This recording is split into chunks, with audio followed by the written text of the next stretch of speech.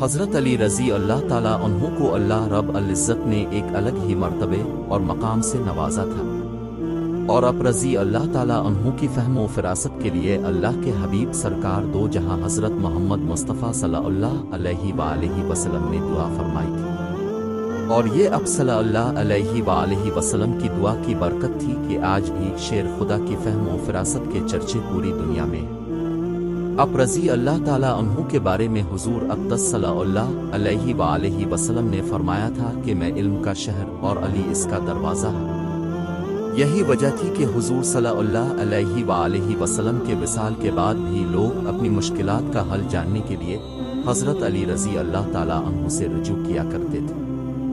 حضرت علی رضی اللہ تعالیٰ عنہ نے اپنے فرزند کو وصیت فرمائی تھی،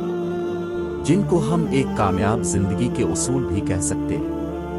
وہ باتیں یہ ہیں، حضرت علی رضی اللہ تعالیٰ عنہ نے اپنے فرزند حضرت حسن رضی اللہ تعالیٰ عنہ سے فرمایا، چار باتیں یاد رکھو، ان کے ہوتے ہوئے جو کچھ کرو گے وہ تمہیں ضرر نہ پہنچائے گا۔ فرمایا، سب سے بڑی ثروت عقل و دانش ہے،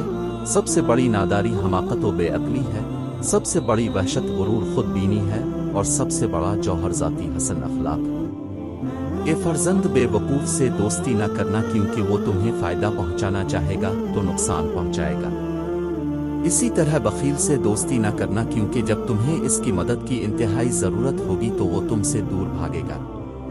بد کردار سے دوستی نہ کرنا، وہ تمہیں کوڑیوں کے مول بیچ ڈالے گا، اور جھوٹے سے دوستی نہ کرنا، کیونکہ وہ سراب کی مانند تمہارے لیے دور کی چیزوں کو قریب اور قریب کی چیزوں کو دور کر کے دکھائے گا۔